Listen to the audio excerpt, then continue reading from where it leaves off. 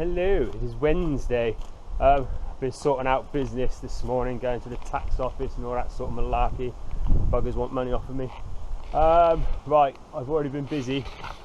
When we did these cut rafters, the bottoms of them needed to be squared off, so as the soffit goes along, it's got a level surface to go to. So we basically had to cut one of these off of each angle to get it all level. I don't know how well you can see it from down here,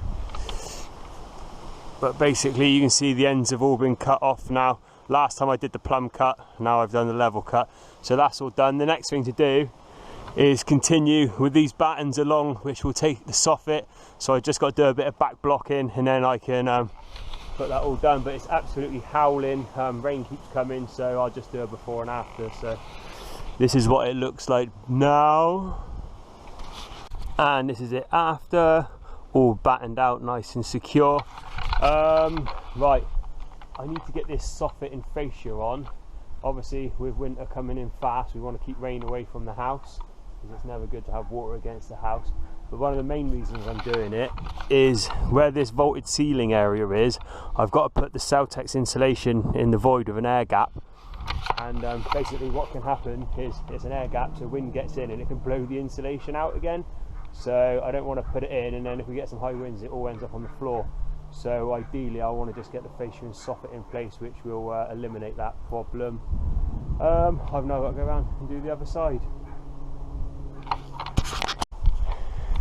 Bonjour, good morning, it is Thursday. Another blustery start to the day. Might get wet today, not entirely sure.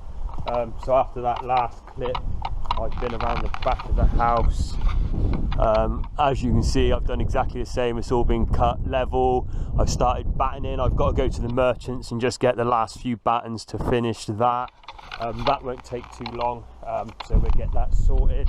I've just gone and visited one of my builder friends. He kindly loans out, for a small amount of money, a tile lift, which is a great bit of kit. Basically it makes life extremely easy for getting the tiles up on the roof. I think you've seen it in an earlier video, so you now have the pleasure of watching me set this up in high-speed motion.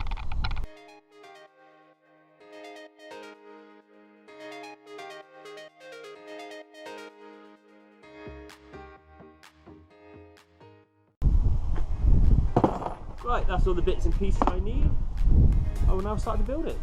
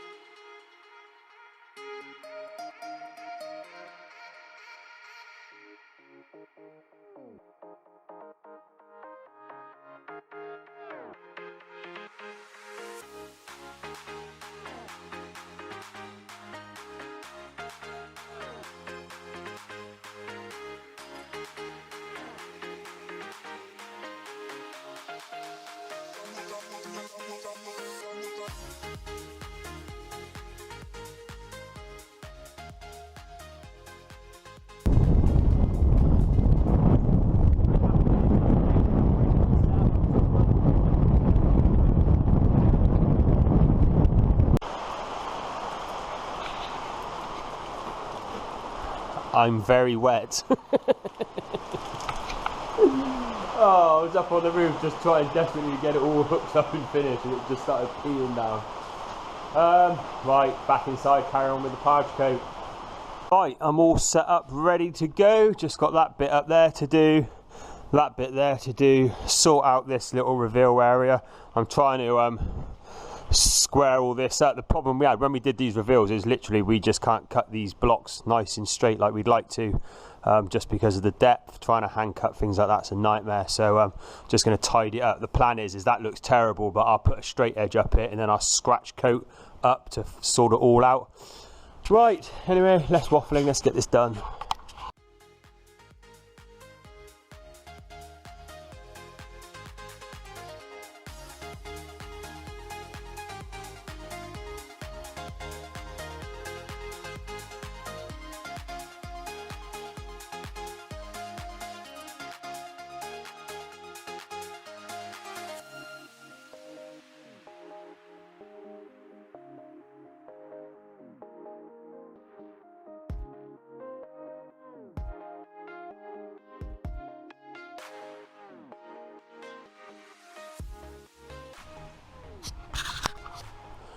Boom, done. Right, let's have a little chat, because you know I like to waffle. Right, the reason it's not been finished around the edges is these doors are just temporary. Long term, what I'm going to do is, it was something I seen, is we're going to put decorative wood down the side here. So rather than plasterboard reveals, which is, you know, what everybody normally does, I've seen it where it sort of looks like almost like kitchen worktops cut down to make reveals, real chunky 50mm wood.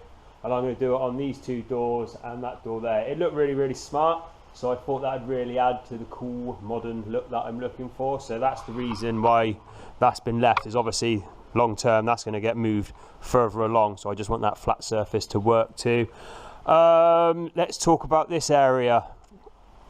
Dun dun dun. So the mother-in-law come in when we were doing the vaulted ceiling, and I'd not been in it much really because I'd had no need. And we were just having a chat about things, and we said obviously the sink was going there, and she straight away went, "It's too low." And I looked at her and I looked at that and I went, well, bloody hell, it is too low. When we built this building, we copied to the architect's design, the plans, it's all to scale, because obviously if they come and check and it's not right, we can get in trouble for that and might have to then redo it again. So, you know, we were very fussy. We did a good job. Typically the architect didn't allow for the necessary height. Most houses these days have 100mm of insulation in the floor. We're obviously going for underfloor heating with the screed, which brings up 150mm. So by the time you add it to there, the gap from there to there is only about 700. Now, as we all know, most worktop heights are at least 910. So we would end up with the worktop finishing somewhere along here, which is just not no good, because the whole idea of this is to be able to look out the window whilst you're washing up, open up these windows.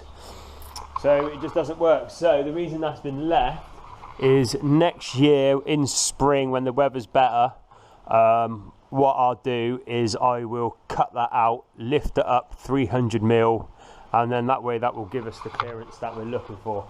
It's no big deal. It certainly won't hold up progress at all really. I can build all the wall around it, frame it out. It just mean I'll leave that little section out.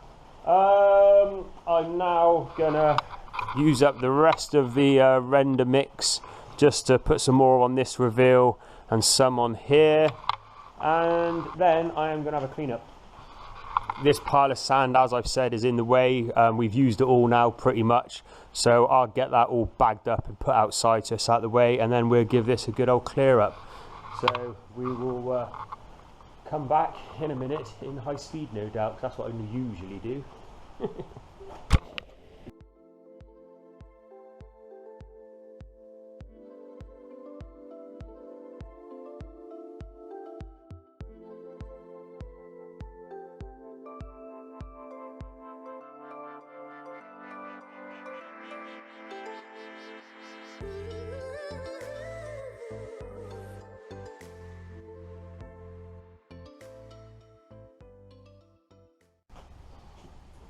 Right, that's the sand pile down.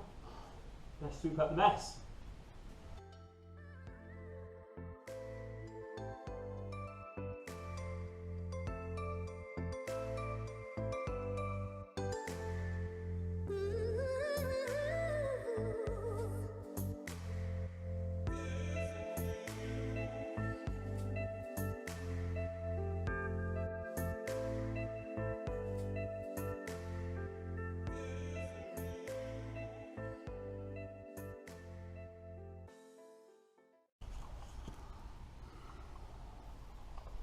And that is us all cleared up, ready to make another mess. It's the problem when you're building, you just constantly make a mess, you've got to clean it up. That's why you have labourers. Unfortunately, I'm the builder and the labourer. Right, I'm still wet and soggy, it's lovely.